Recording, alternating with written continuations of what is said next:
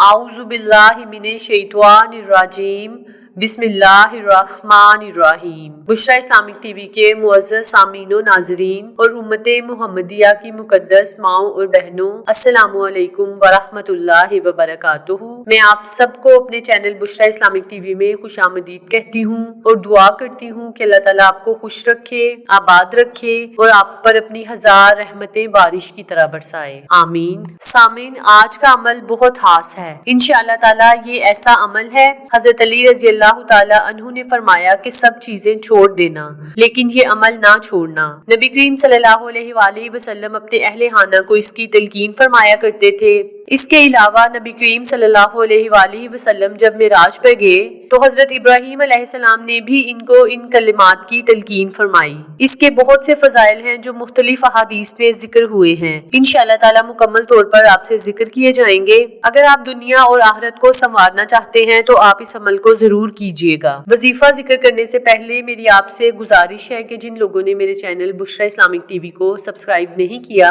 तो वो मेरे चैनल को सब्सक्राइब कर लें और साथ में बेल आइकन को भी दबा दें, ताकि मैं जब भी कोई वीडियो अपलोड करूं तो वो आप तक नोटिफिकेशन की सूरत में पहुंच जाए और आपसे मेरी कोई भी वीडियो मिस ना हो। जज़ाकल्लाह। जैसा कि मैंने आपसे पहले भी जिक्र किया है कि आज का जो अमल है वो बहुत ही खास है। इसको हजरत अली रज़ी अल्लाह ताला अन्हु से भी रवायत किया जाता है। हजरत अली रज़ी अल्लाह ताला अन्हु ने अपने एक शागिर्द से फरमाया कि मैं तुम्हें अपना और अपनी बीवी हजरत फातिमा का, जो हजूर अक़दस सल्लल्लाहु अलैहि वसल्लम की साहबजादी और घर वालों में सबसे ज्यादा लाडली थी, इनका किस्सा ना सुनाऊं? उन्होंने अर्ज किया, जरूर सुनाएं।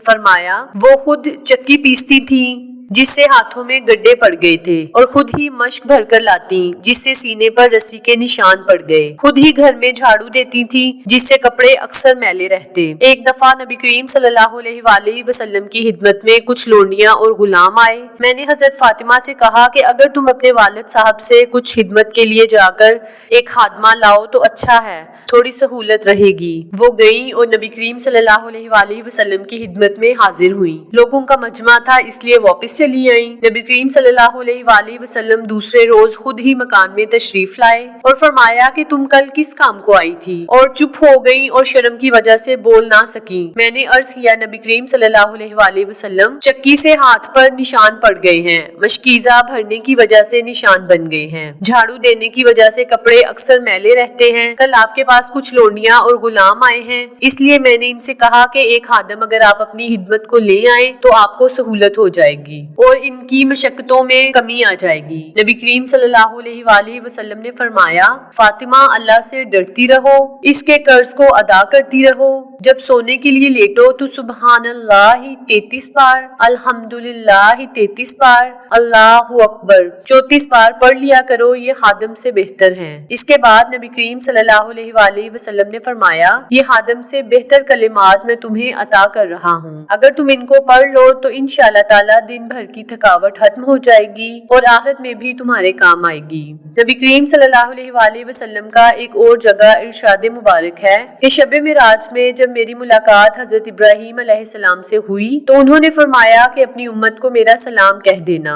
और ये कह देना कि जन्नत की नहायत पाकीज़ा मिट्टी, वो बहुत ही उम्दा मिट्टी और पाकीज़ा है और बेहतरीन पानी है, लेकिन वो बिल्कुल चटियल मैदान है और इसके पौधे सुबहानल्लाहि वल्हम्दुलिल्लाहि वला इलाहा इल्ला वल्लाहु अकबर हैं। जितना किसी का दिल चाहे दरख्त लगाए। एक और हदीसे मुबारका में जिक्र हुआ है, एक दफा नबी करीम सल्लल्लाहु अलैहि वसल्लम तशरीफ ले जा रहे थे तो हजरत अबू हुरैरा रज़ी अल्लाह ताला अन्हु को देखा कि पौधा लगा रहे हैं। बस दरियाफ्त फरमाया कि क्या कर रहे हो? फरमाया, दरख्त लगा रहा हूँ। इरशाद फरमाया, मैं तुम्हें बताऊं बेहतरीन पौधे जो लगाए जाएं वो क्या हैं? सुबहानल्लाहि वल्हम्दुलिल्लाहि वला इलाहा इल्ला वल्लाहु अकबर। हर कलमा एक दरख्त जन्नत में लगाने का बाइस है। सामीन, बस आपको ये अमल करना है, बहुत ही आसान सा अमल है।